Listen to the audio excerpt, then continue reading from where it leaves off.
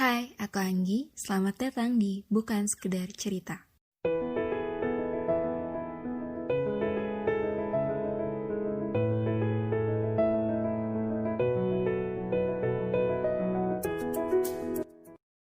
Assalamualaikum. Waalaikumsalam warahmatullahi wabarakatuh. Ya, seperti biasa ya teman-teman, sekarang aku udah ditemani oleh seseorang yang akan berbagi ceritanya. Seorang ini, kalau misalnya teman-teman mungkin ada yang udah mengikuti Instagramnya, luar biasa. Jadi salah satu inspiring moment sih menurut aku. Dan kalau kita lihat ya di situ aku pernah baca di salah satu poster. Di situ ada julukannya inspirator muslimah gitu, dan Masya. aku setuju dengan itu ya karena memang sering sharing juga ya terkait pengalamannya atau hal-hal lain yang bisa memberikan kita apa ya pembelajaran, insight, motivasi gitu untuk bisa menjalani hidup dan lebih baik lagi. Dan juga beberapa waktu lalu baru menerbitkan buku Karena Langkah Adalah Juang gitu. Ya, kita sambut aja ini Lina Fatina ya. Halo Teh. Halo, halo, Assalamualaikum. Waalaikumsalam warahmatullahi wabarakatuh. Gimana Teh kabarnya? Udah membaik ya Teh sekarang? Alhamdulillah, alhamdulillah. Ya, membaik, Anggi. Sejauh ini udah 1 tahun, 1 bulan berarti ya. Hmm. Masih proses penyembuhan tapi rawat jalan seperti biasa ke Rumah Sakit Dustira Bandung. Oh, di Tuh. Bandung ya Teh rumah sakitnya? Iya, jadi pulang pergi dari Cianjur ke Cimahi. Wah, kayak Tuh. sekarang kesibukannya apa nih Teh? Kayaknya sibuk terus ya. Produktif Masya. Produktif banget nih. Aduh, Masya Allah. Sebenarnya ya di rumah aja kan, di rumah. Mm-mm. Cuman mengisi berbagai hal tentunya. Telina lagi merampungkan naskah lagi yang baru setelah yang Andi sebutkan. Sebenarnya judulnya salah tuh. Judulnya Karena Setiap Langkah Adalah Juang. Kurang lengkap. Oh, tadi karena kurang setiapnya ya Teh ya? Bukan, kurang karena. Oh, kurang karena. Oh, iya, maaf maaf maaf. Kalau kemarin Karena Setiap Langkah Adalah Juang, itu buku yang dirampungkan ketika full di kursi roda. Mm-mm. Terus sekarang mencoba merampungkan naskah terbaru lagi. Mohon doa juga, mudah-mudahan bisa rampung dan bisa diterbitkan gitu. Jadi terus selain menulis, mengisi agenda-agenda online. Kalau sekarang kan kajiannya jadi pindah online semua ya. Iya. Iya, iya gitu Wow. Anggi. Masya Allah. Jadi buku itu masih dijual, udah mau nulis naskah baru ya Teh. Luar Iya, biasa. masih masih berjalan tuh, masih berjalan penjualannya. Buat teman-teman yang mau boleh banget. Gimana Teh caranya? Sekalian aja promosiin. Ini bisa ini aja, hubungin ke Merakit Hikmah aja di Instagram Merakit Hikmah, di sana juga ada nanti kontaknya. Iya ya. Oke, jadi teman-teman tuh kalau misalnya mau beli bukunya, mau baca bukunya, boleh hubungi @merakithikmah ya Teh ya. Betul. Oke, berarti sekarang emang banyaknya kegiatannya lebih ke menulis dan sharing secara online kali ya Teh. Iya, betul. Betul Anggi. Masya Allah. Tapi bener deh, apa ya? Hmm. Jadi Talina tuh salah satu orang yang produktivitasnya nggak berhenti di tengah situasi apapun. Dan tadi ya bahasnya masih di kursi roda, terus pulih-pulih gitu. Karena setahun lalu ya Teh ya, Tahun lalu bulan sekitar Juli, 3 bulan Juli. Juli. Oh iya itu apa mengalami kecelakaan ya Teh ya. Yang mungkin nanti bisa Talina ceritain juga kali ya Teh ya. Lebih Hmm. lengkapnya gitu seperti apa. Oke. Insya Allah. Dan sebenarnya ini tuh lagi masa-masa mengambil kuliah ya Teh.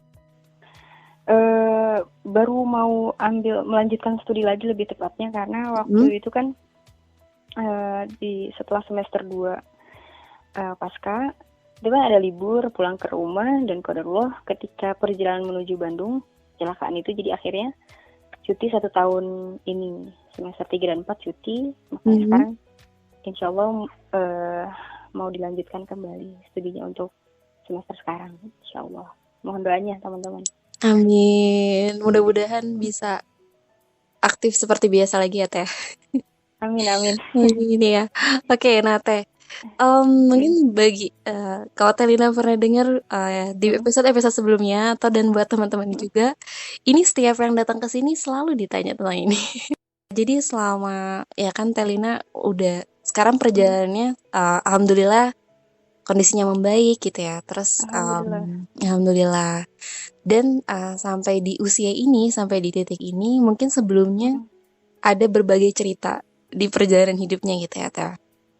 Nah, mm, mm, pernah nggak sih Teh merasa berada di titik terendah gitu? Mungkin saat itu ngerasanya, aduh, aku kayaknya udah capek banget nih gitu, atau mm, ya aku gak bingung nggak tahu harus ngapain lagi dan lain-lain. mm. Ya, baik. Bismillahirrahmanirrahim. Titik terendah ya, Anggi. Iya Teh. Mungkin Lina juga ingin berbagi di titik ini ya, di titik yang sudah Lina lalui di 3 Juli 2019 yang lalu tepatnya. Tertabrak lari oleh truk tronton. Kecelakaan tertabrak lari truk tronton waktu itu. Jadi memang pasca kecelakaan itu, tertabrak lari truk tronton itu, memang Lina sempat berada di titik kayak kehilangan, Anggi, kehilangan fungsi tubuh, kehilangan kegiatan gitu. Dan di titik itulah Lina benar-benar nangis semenangisnya. Tepatnya setelah 1 hari dibawa ke rumah dari rumah sakit kan setelah dioperasi waktu itu. Nah di momen-momen itulah Lina merindukan berbagai hal yang biasanya Lina lalui gitu, karena kan Lina juga mondok pesantren masih gitu, terus kuliah juga, menjalankan salah satu amanah di salah satu perusahaan gitu, terus dan agenda-agenda lainnya. Terus tiba-tiba harus kecelakaan. Jadi ceritanya waktu itu dari Cianjur menuju Bandung, Lina bawa motor teman-teman. Jadi bawa motor sendiri sama temanku sih, namanya Rahma. Terus di Padalarang tuh ada pernikahan temanku dulu gitu.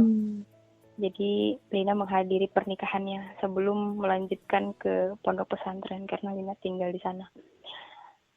Setelah menghadiri pernikahan biasa nggak ada firasat apapun gitu. Terus akhirnya perjalanan pulang tiba-tiba ada truk tronton besar di depan Lina sendiri. Padahal Lina kondisi motor kecepatannya sedang, tepat di jalan Lina sendiri gitu, dan di depan pun nggak ada apa-apun gitu. Terus tiba-tiba ada truk ketika jalan mulai agak berbelok ke kiri gitu. Dan ternyata setelah diolah TKP itu truk trontonnya nyalip angkutan di belokan. Kalau kita menyalip di belokan kan kita nggak tahu ya. Di belokan itu ada siapa. Padahal di sana tuh ada Lina. Jadi ada Lina, terus tiba-tiba sepersekian detik Lina nggak bisa apapun, nggak bisa ngapa-ngapain.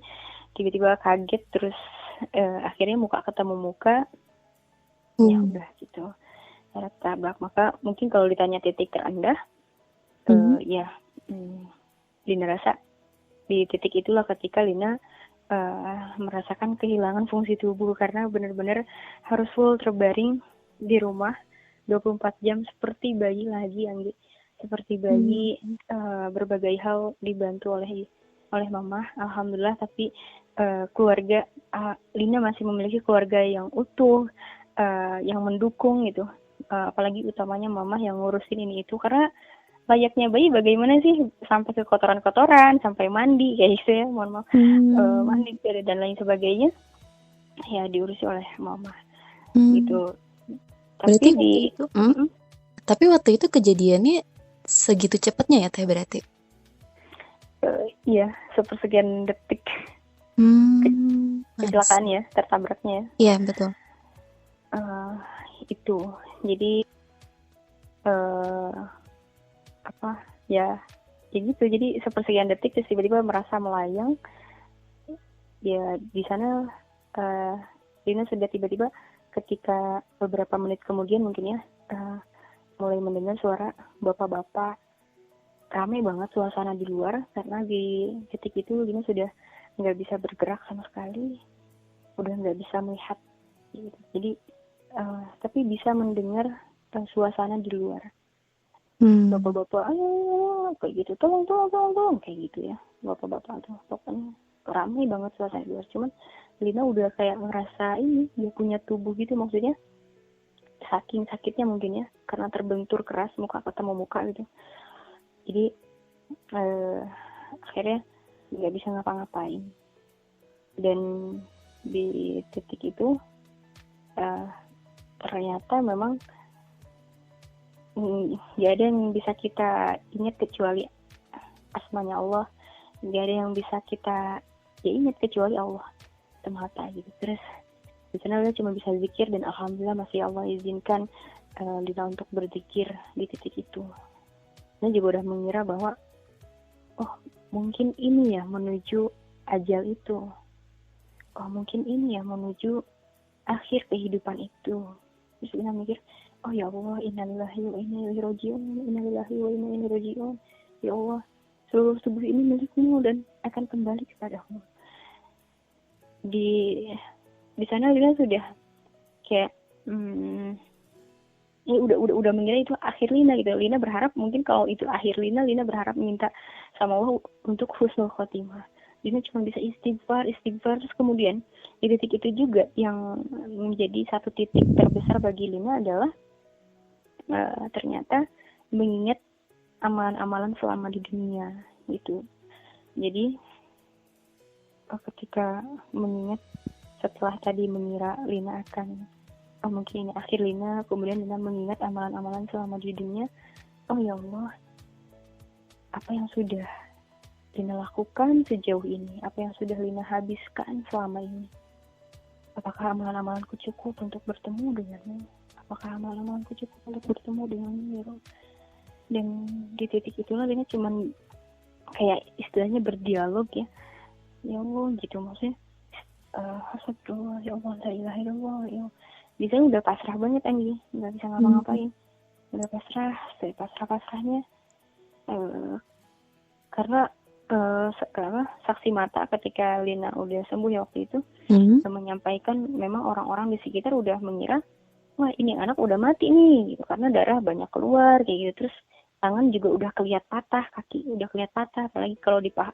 Jadi kan Lina patah 2 di tangan kanan, terus patah 1 di paha sebelah kanan, dan di paha ini ada tulang yang keluar gitu, jadi ada yang keluar sedikit sama pecahan di dalamnya. Terus di pelipis kiri sebelah kiri ini 40 jahitan.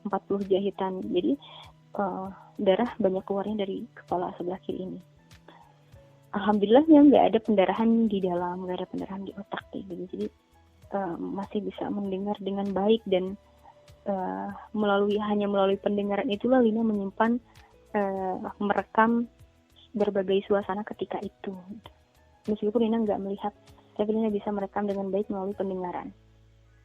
Dari sana baru ramai untuk dibawa, mungkinnya Lina dibawa ke penanganan pertama, dibawa lari ke rumah sakit di Kota Baru Parahyangan.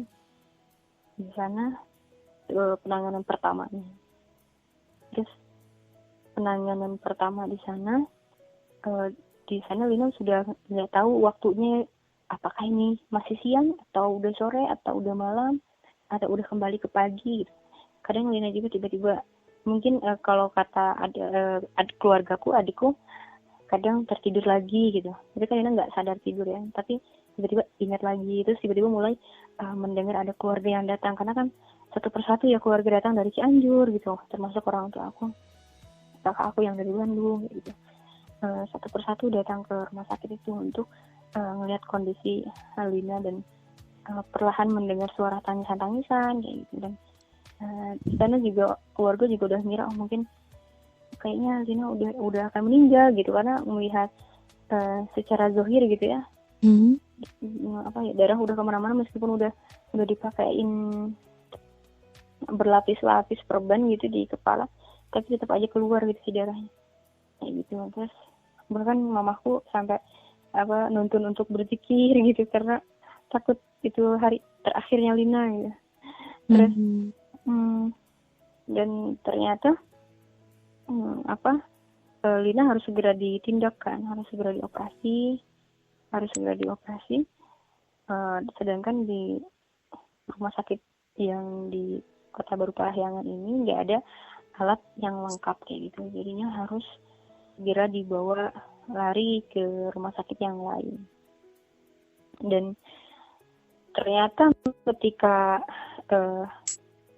Lina harus segera dibawa lari, dokter menyampaikan kepada keluarga harus menyiapkan uang 100 juta ketika itu. Harus menyiapkan uang 100 juta. Terus sedangkan keluarga ketika itu memang belum mampu untuk menyiapkan uang 100 juta ketika itu juga. Dan Lina mendengar desas-desus itu, Anggi. Mendengar desas-desus itu dalam kondisi yang masih yang sama. Masih terbaring, nggak bisa ngapa-ngapain, nggak bisa bergerak sama sekali. Dan masih belum bisa melihat. Tapi Lina mendengar suara itu. Terus tiba-tiba mama menangis lagi kayak gitu. Kayak hati sakit banget ketika mendengar suara mama aku menangisi gitu keadaan. Terus tiba-tiba mama barulah ketika Lina mendengar desas-desus itu, Lina coba memberanikan diri untuk bertanya langsung ke dokternya gitu. Bener nggak sih ini kayak gitu? Apa yang aku dengar kayak gitu? Mungkin ketika itu dokter juga menjawab dengan secara terpaksa, mungkin ternyata Lina bertanya gitu. Pasiennya bertanya langsung. Bertanya, berapa yang harus kami siapkan dokter? 100 juta katanya. Terus ibu aku nangis, terus aku mendengar ibu aku, tolong jahit kepalanya aja dokter ya, untuk tulang nanti kami bawa di kampung kayak gitu kan. Sakit banget ketika itu. Di tengah Lina juga merasakan sakit yang luar biasa, sakit yang kayak di atas rata-rata yang biasa manusia rasakan gitu sakitnya. Terus di sana di titik itu Lina pikir, ya Allah, apa yang harus Lina lakukan gitu. Tetap di titik itu juga Lina ingin segera ditindak karena Lina benar-benar merasakan sakit. Sakit, tapi di sisi lain Lina juga merasakan ada yang menguatkan gitu. Merasa ada yang menguatkan aja, kayak membuat tenang gitu. Terus Lina pikir, oh mungkin Allah ingin melihat seberapa jauh ikhtiarnya Lina gitu. Di sana kemudian Lina minta maaf kepada orang tua. Lina minta maaf, Lina izin telepon hubungi ke beberapa orang yang memang Lina kenal gitu. Iya, orang tua makin nangis kan ya, karena mungkin ya orang tua kan berpikir anakku dalam kondisi yang seperti ini harus memikirkan biaya gitu. Oke. Gitu. Jadi makin merasa terpukul, makin merasa tersakiti gitu. Orang tuanya belum menyanggupi, terus tiba-tiba anaknya minta maaf, terus mau izin menghubungi gitu kepada orang lain Lina kenali gitu. Makanya orang tua makin nangis. Terus waktu itu Lina minta ke adikku namanya Nova kayak gitu ya. Karena waktu mulut aku juga nggak bisa membuka secara lebar ya, jadi kecil gitu, tapi jadi harus deket gitu. Nova tolong hubungi namanya bapak ini kayak gitu kan.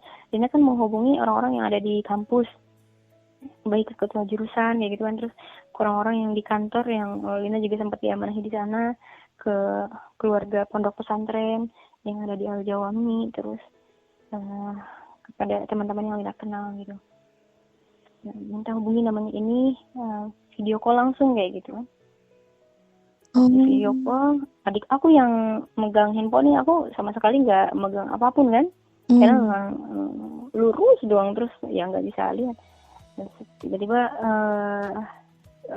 mendengar dihubungi, gitu juga orang-orang yang dihubungi ya kaget karena mendapati Lina yang masih berdarah, terus tiba-tiba dengan wajah yang bengkak, benar-benar bengkak waktu itu, bengkak banget.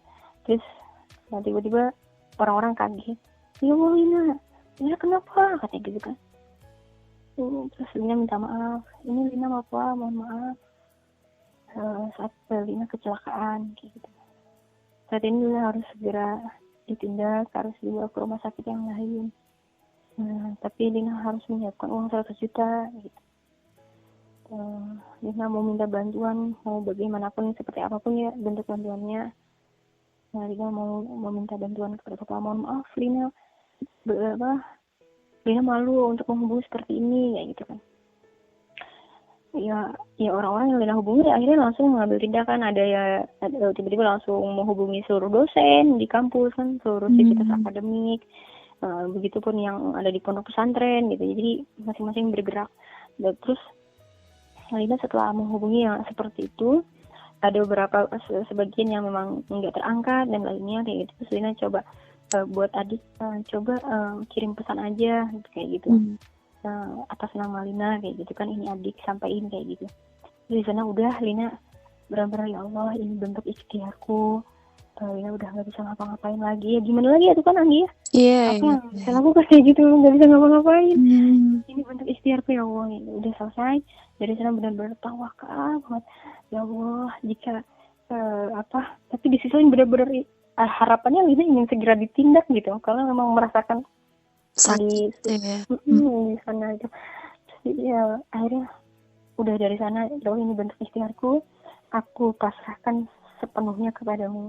Terus di sana udah kayak udah pasrah banget totalitas, merasakan benar-benar pasrah tuh di sana di titik itu. Terus kemudian Lina juga nggak tahu tuh Lina dibawa kemana kan, di dalam kondisi yang waktu itu Lina nggak tahu kayak gitu. Tiba-tiba dengar suara ambulan aja kan. Tiba-tiba setelah nyampe Lina juga masih bisa mendengar. Terus tiba-tiba mendengar suara kakakku yang perempuan, Teh Sani. Lina mendengar suasana di sekitar kan, meskipun dalam kondisi yang seperti itu. Tiba-tiba mendengar kakak aku, Lina punya kartu ini. Terus aku sambil membayangkan kan, mendengar terus jadi berimajinasi suasana di sekitar gitu. Sambil membayangkan kakak aku menyodorkan salah satu kartu gitu. Kartu apa? Aku pun Lina juga nggak kepikiran gitu. Kartu apa? Terus tiba-tiba si petugasnya menjawab, oh pakai ini aja, bisa tercover katanya. Oh sampai 100 juta juga bisa tercover katanya. Masya Allah, aku membayangkan kakak aku mungkin kayak bahagia gitu, yang tadinya wajahnya sembab terus habis menangis, tiba-tiba mendapati kabar bahagia yang untuk keluarga ini gitu. Terus Lina juga ngerasa kayak tiba-tiba dada lapang banget, kayak Masya Allah gitu. Terus ya Allah akhirnya kartu itu tuh kartu Jamkesmas. Jadi aku dulu sempat dikasih sama RT ke keluarga kayak gitu. Punya kartu itu gitu. Alhamdulillah ala kulli hal, mungkin memang Allah sudah mempersiapkan sejauh-jauh hari yang bahkan aku pun nggak tahu itu fungsinya apa gitu. Ya mungkin di sanalah fungsinya gitu. Bahkan alhamdulillah sampai sejauh ini aku pun terbantu. Alhamdulillah ala kulli hal. Namun satu hal yang menjadi pembelajaran di sana adalah ketika memang kita sebagai hambanya benar-benar murni tawakal, memang Allah akan mencukupkan keperluan bagi kita, akan membukakan jalan keluar bagi kita. Wa may yatawakkal 'alallah fahuwa hasbuh. Barang siapa yang bertawakal kepada Allah, maka Allah akan cukupkan baginya. Allah akan bukakan jalan keluar baginya. Itu titik yang kedua yang aku dapatkan. Kalau tadi di detik-detik kecelakaan yang aku dapatkan adalah yang aku mengingat amalan-amalan selama di dunia, aku bertanya, ya Allah, apakah amalan-amalanku cukup? Apakah amalan cukup? Ya Allah, apa yang sudah aku habiskan selama ini? Apa yang sudah aku usahakan sejauh ini? Itu poin yang pertama. Dan ternyata di poin yang pertama ini, Lina coba tarik dulu di titik ini, ketika di detik-detik kecelakaan, Lina mengingat amalan-amalan. 1 bulan pasca kecelakaan, Lina membuka Al-Quran. Tiba-tiba Lina mendapati Quran surah Sajdah ayat 12. Di sana disebutkan, Rabbana absorna wa sami'na farji'na ma'amal sholihan inna muqinun. Ya Rabb, kami telah melihat, kami telah mendengar, tolong kembalikan kami ke dunia. Tolong kembalikan kami ke dunia untuk melakukan satu kebaikan saja, untuk melakukan satu kebermanfaatan saja. Itu ceritanya.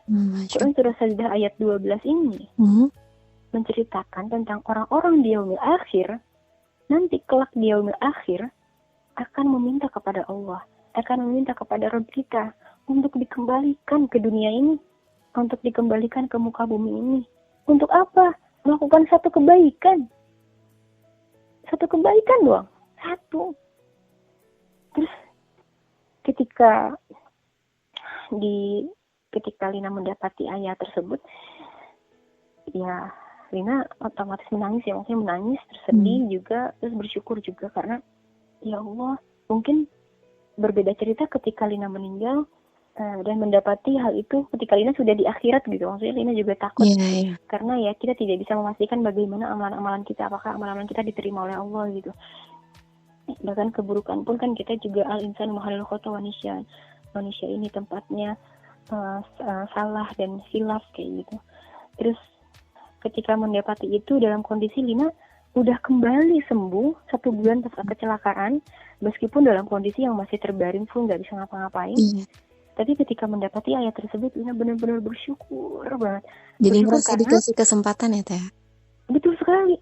Lina merasa terlahir kembali, lebih tepatnya bahkan. Merasa terlahir kembali karena kita nanti kalau kalau kita udah benar-benar di akhirat, kita nggak bisa balik lagi ke dunia.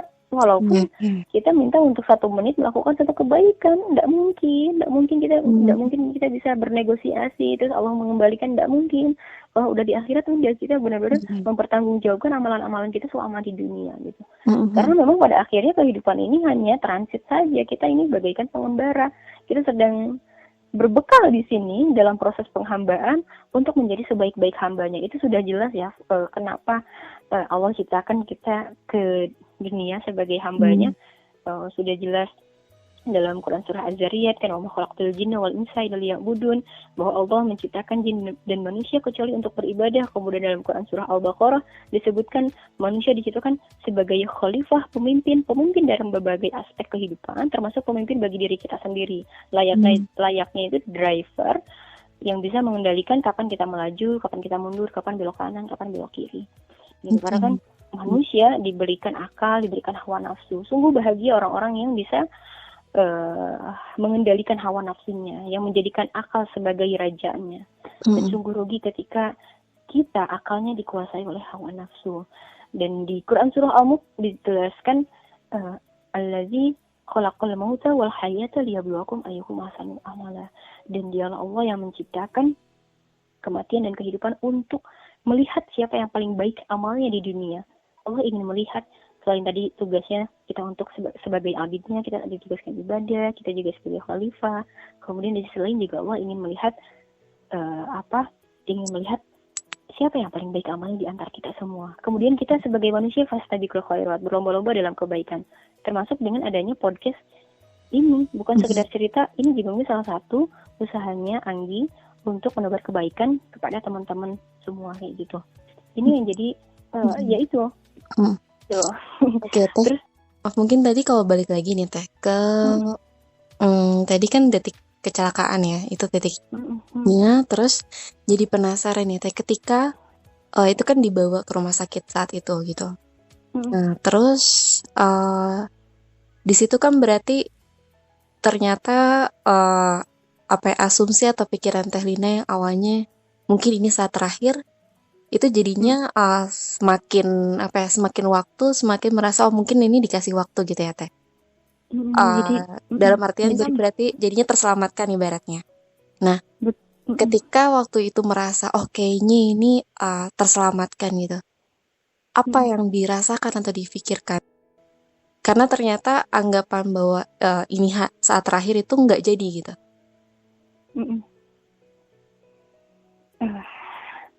Insya Allah, jadi ketika Lina mendapati bahwa Allah masih memberikan kesempatan kepada Lina, memberikan kesehatan lagi, meskipun di titik itu, saat itu Lina masih belum katakan tidak sempurna, kehilangan fungsi tubuh, tapi ketika mendapati ayat tersebut, Lina benar-benar bersyukur karena dan di titik itulah yang membuat Lina kayak bangkit gitu ya, bangkit dan menemukan hikmahnya di sana. Dengan titik itulah yang Lina temukan di sanalah yang menjadi dorongan terkuat untuk Lina bergerak lebih itu, untuk bergerak lebih, melakukan kebaikan ya selama Lina mampu, menebarkan kebermanfaatan selama Lina ya mampu saat ini.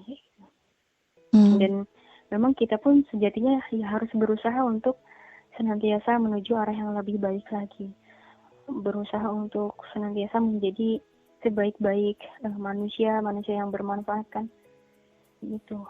Sebaik-baik manusia adalah orang yang memberikan manfaat. Oke. Nah, terus Teh kan sekarang udah di titik ini udah lumayan lama ya Teh, setahun ya, sekitar setahun lebih ya Teh. Nah, setahun 1 bulan. Dari yang diceritakan terkait fungsi-fungsi yang berkurang gitu ya, secara fisik itu kalau yang Anggi bayangkan itu pasti bukan hal yang gampang untuk menghadapi itu gitu. Karena ada sakit yang dirasakan secara konkret kan ya, secara fisik. Belum lagi mungkin secara psikologis juga pasti itu ikut terbawa juga gitu. Karena banyak hal-hal yang jadinya harus dilakukan secara terpaksa ya, dalam artian seperti itu. Nah, apa yang membuat Lina kuat dalam menghadapi itu semua? Mungkin tadi selain setelah membaca ayat tadi gitu, ada nggak hal lain yang mungkin selama ini tuh itu Lina pegang dan ternyata itu juga yang menguatkan ketika di masa-masa sulit ini gitu? Jadi memang waktu itu Lina udah nggak bisa ngapa-ngapain ya, kehilangan fungsi tubuh, terus tapi memang karena sejatinya itu sih titik terbesarnya yang membuat Lina bergerak. Di sisi lain Lina juga menyadari Lina di sini sebagai hambanya yang sedang berbekal gitu. Jadi ya akhirnya Lina terdorong untuk bisa berbekal dengan sebaik-baiknya gitu. Dalam hal ini adalah ya melakukan apapun kebaikan-kebaikan yang Allah ridho, yang Allah suka gitu. Sehingga ya harapannya menjadi bekal terbaik untuk nanti ke akhirat gitu. Kalau disangkut pautkan ke yang tadi. Kalau yang tadi ketika Lina di detik-detik tabrakan adalah mengingat amalan-amalan, lalu kemudian saat ini Allah memberikan kesempatan, maka yuk apa yang Lina ingat ketika itu, ayo lakuin sekarang. Gitu. Apalagi sudah dibukakan langsung ayatnya ketika itu gitu. Langsung dibukakan ayatnya ketika itu. 1 bulan pasca kecelakaan gitu. Itu udah jelas banget ya firman ya Allah. Dan Masya Allah luar biasa. Iya, Masya Allah. Itu. Iya ya Teh. Wah, jadi benar-benar apa ya?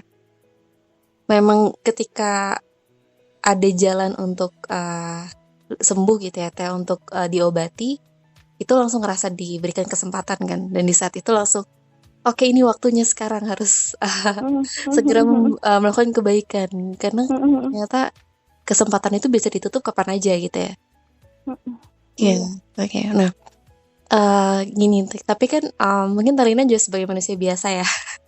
Maksudnya kadang kita sebagai manusia ada apa ya, saatnya ada nggak sih saatnya untuk lagi capek nih gitu, kayaknya capek untuk berusaha terus, atau kok ternyata ngejalanin ini berat banget ya gitu.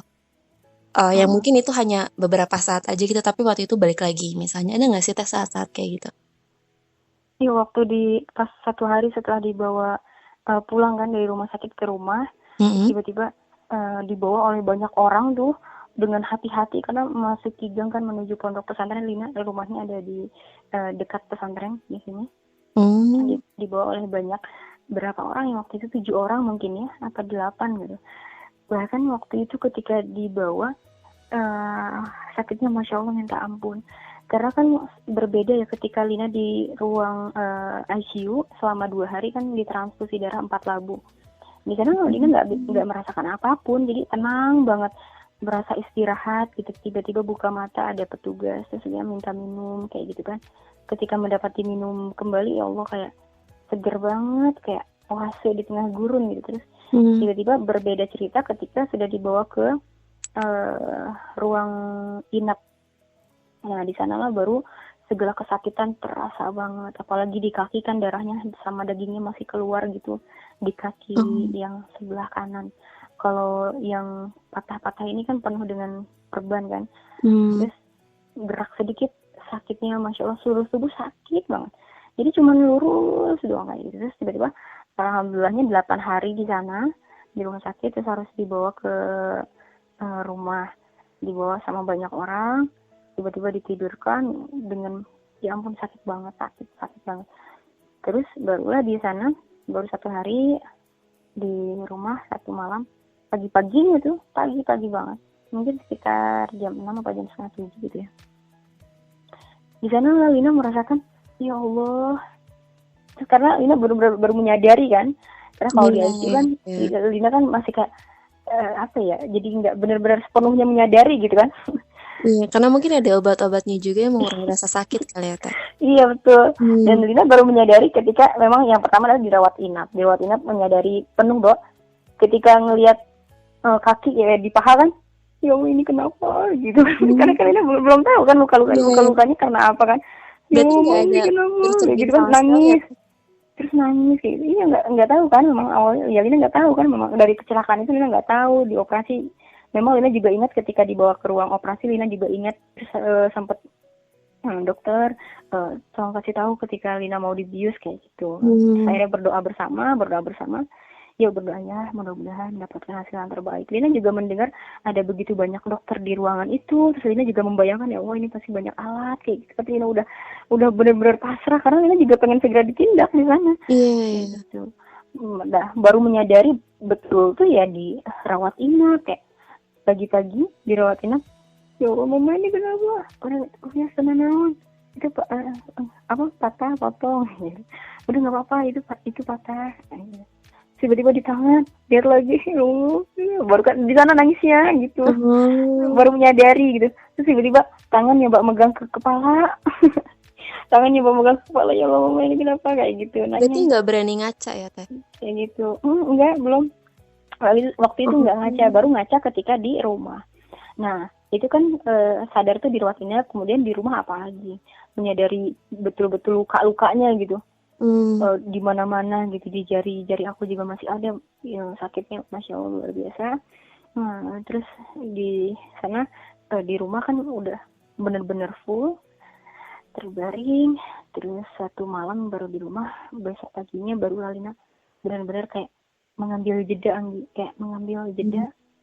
Terus lihat jam yang sedang berdetak, tiba-tiba ya Allah biasanya aku jam segini melakukan ini kayak gitu. Aku jam segini melakukan kegiatan ini. Dari sana Lina kayak nangis banget, nangis. Aku manusia biasa ya, aku menangis. Aku nangis kayak melihat tubuh, ya Allah kehilangan fungsi tubuh. Terus aku kehilangan berbagai kegiatan, tiba-tiba rindu banget di sana nangis sampai mama juga udah tuh jangan nangis gitu.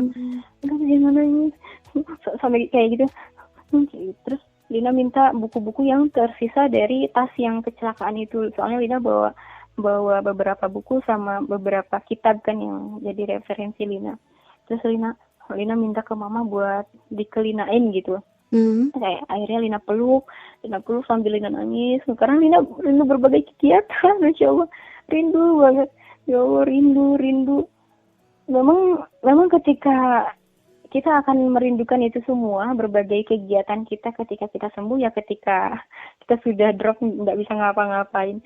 Kita ya di sana baru ya Lina benar-benar sedih, ya Allah Lina kehilangan fungsi tubuh kayak gitu, ya Allah Lina biasanya jam segini tuh melakukan ABCDE gitu.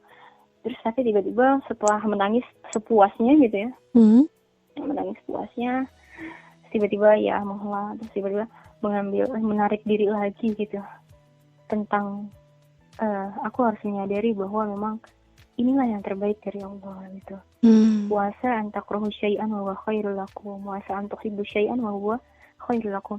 Boleh jadi kamu membenci sesuatu padahal itu baik bagimu, dan boleh jadi kamu mencintai sesuatu padahal itu belum tentu baik bagimu kayak gitu.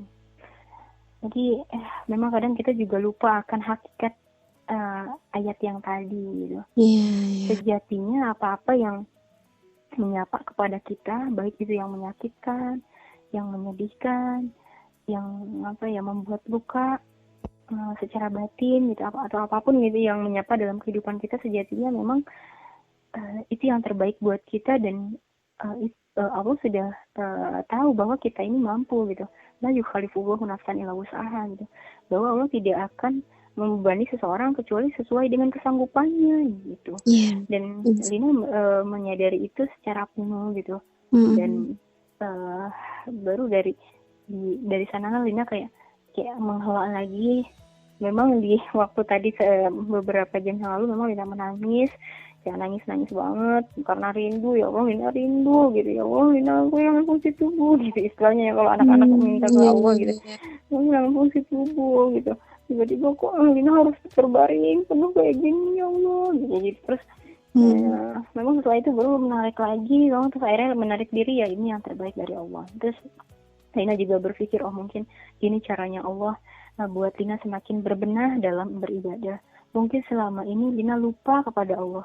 Mungkin selama ini ibadah Lina masih segitu-gitu aja. Mungkin selama ini perilaku Lina kepada orang tua buruk. Mungkin selama ini banyak hati-hati yang di luar sana yang tersakiti oleh Lina. Dan kemungkinan-kemungkinan lain yang memang harus Lina benahi gitu. Mungkin barangkali memang ketika mungkin kalau Lina masih sembuh, mungkin bisa aja Lina maksiat jalan kayak gitu, atau semakin lupa akan nikmatnya Allah atau apa gitu. Mungkin dengan cara inilah Allah ingin memperlihatkan kepada Lina hal-hal yang sudah Lina lupakan gitu, agar semakin berbenah lagi dalam beribadah, sebagai cambukan untuk diri aku sendiri juga kayak gitu. Oke, berarti emang tetap ya Teh ada jeda-jeda di mana mengeluarkan seluruh isi hati, emosi gitu ya, dan curhat sepenuhnya ke Allah gitu ya Teh. Iya, karena ya sebagai manusia kan memang di dalam Al-Quran juga dijelaskan manusia kan memang bersifatnya lemah gitu ya. Tapi ya sifatnya lemah, terus ketika ada berbagai emosi, baik itu sedih, kecewa atau apa, memang harus diekspresikan kan. Terus tapi setelah itu apa yang harus kita ambil setelah di titik itu ya, maksudnya setelah titik itulah tindakan apa yang akan kita ambil. Apakah kita akan berontak gitu? Apakah kita akan tidak nerima semua ini gitu, marah sama Allah apa gimana? Tiba-tiba marah kepada keluarga atau gimana? Kayak gitu. Oh, gara-gara apa gitu. Terus ataukah aku menyalahkan kepada si tukang truk kayak gitu yang kabur begitu aja, atau apa lagi gitu ya? Kan ternyata dari sana Lina juga belajar tentang respon. Jadi tentang quality of response sama dengan quality of life. Lina ini dapatkan di kelas high class response ketika Lina baru menggunakan tongkat, terus tiba-tiba ikut kelas, dan itu kelas pertama setelah Lina benar-benar berbaring terus pakai tongkat, ikut kelas, berasa hidup lagi. Aku berasa hidup lagi, aku berasa hidup normal, aku ikut kelas lagi. Dan itu kelas high class response, tutornya Kang Haris Firmansyah. Lina ikut suatu keberuntungan karena Lina digratiskan ikut kelas itu di Hotel Ibis waktu itu, dan Lina ikut kelasnya. Jadi yang Lina pelajari adalah tentang respons. Jadi betapa respons kayak hal sepele tapi sebenarnya berpengaruh untuk kehidupan kita. Semakin kita responnya baik akan suatu kejadian yang terjadi dalam kehidupan kita, maka akan semakin bagus pula kualitas kehidupan kita gitu. Iya. Jadi semacam aksi reaksi ya Teh. Kita memberikan respon yang bagus, kita mendapatkan yang bagus juga gitu dari hidup kita. Oke, wah. Jadi selama Teh Lina cerita nih tuh kerasa banget kekuatannya gitu. Ya, ya Masya Allah ya. Berarti alhamdulillahnya dan Teh Lina sekarang udah pindah dari titik yang itu ya. Sekarang udah ke yang lebih baik lah ya Teh. Udah merasa jauh lebih baik sekarang. Alhamdulillah. Bahkan aku bersyukur gitu, karena memang pada akhirnya Allah tidak akan tanpa alasan untuk mempertemukan dan memberikan suatu kejadian gitu. Pasti akan ada hikmah tersendiri di balik itu semua. Tinggal hanya kitanya saja yang harus pandai-pandai mencari hikmah tersebut. Setuju. Oke, nah Telina nih, mungkin ada ini untuk terakhir, mungkin ada semacam closing statement atau yang ingin disampaikan buat teman-teman yang mendengarkan podcast ini, karena siapa tahu ya di antara teman-teman ada yang mungkin relate pengalamannya dengan Telina gitu, atau lagi struggle juga mungkin sekarang terkait hidupnya gitu. Ada nggak yang mau disampaikan ke mereka gitu, Teh? Oke, baik. Buat teman-teman siapapun yang mendengar podcast bukan sekedar cerita oleh Anggi ini, yakinlah bahwa ketika teman-teman mendengarkan podcast ini udah izin Allah teman-teman buat ngedengar podcast ini. Itu satu. Terus yang kedua, ketika teman-teman sudah mendengar podcast ini, maka ambillah baiknya, buang buruknya. Kemudian yang ingin Lina sampaikan adalah Lina meyakini betul bahwa teman-teman di luar sana pasti memiliki ujian yang lebih berat lagi. Ini Lina nggak seberapa sebenarnya. Pasti saat ini ada teman-teman yang ngedown, ada teman-teman yang lebih sedih lagi, ada teman-teman yang merasa nggak punya jalan kemana, merasa istilahnya katakan di ruang yang gelap. Dan teman-teman harus yakin bahwa memang ujian apapun yang diberikan kepada kita itu sejatinya tanda sayangnya Allah kepada teman-teman. Allah ingin melihat derajatnya teman tuh, tempatnya teman-teman nggak di sana aja, tapi berpindah ke yang lebih tinggi lagi, berpindah ke yang lebih tinggi lagi. Itu tanda sayang Allah.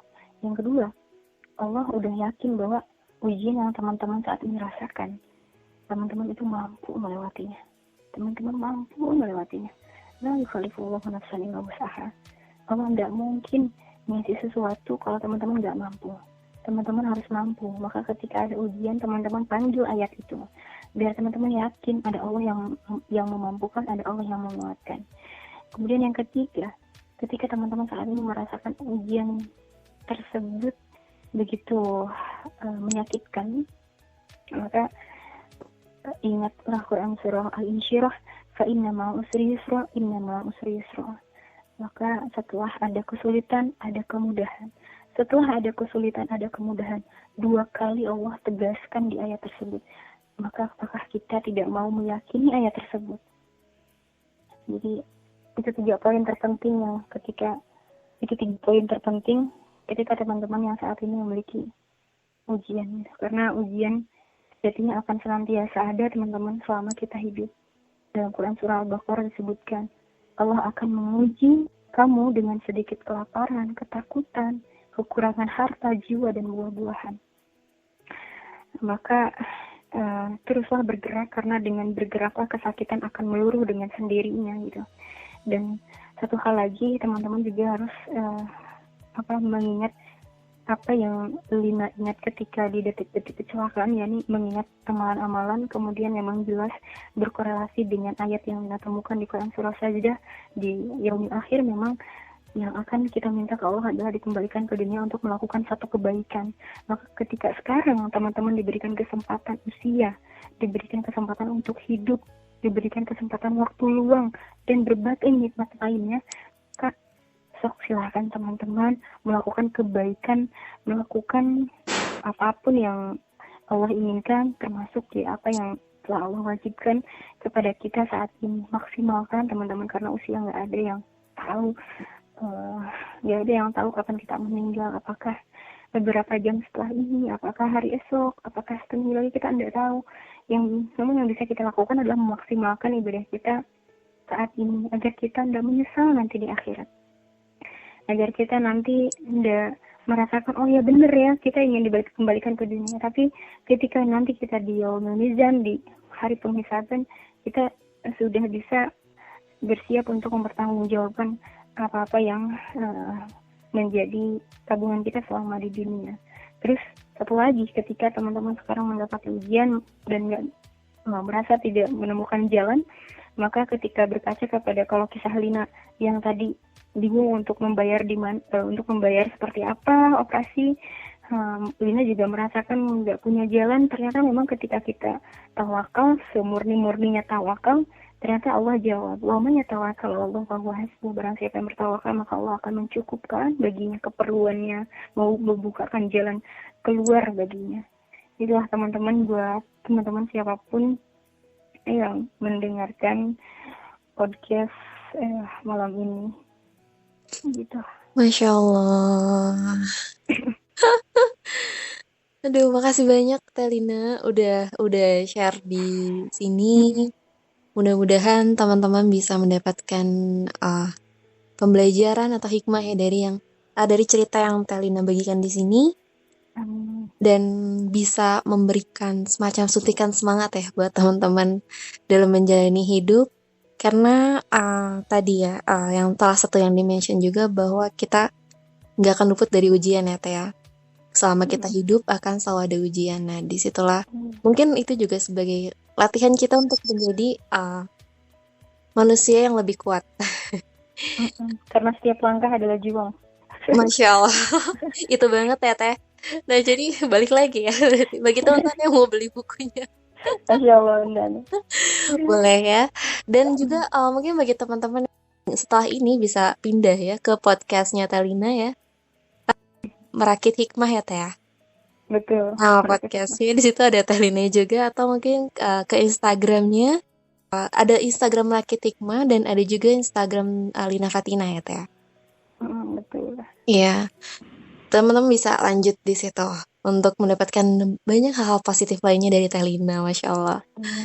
Oke, sekali lagi terima kasih banyak Telina udah berbagi ceritanya di sini.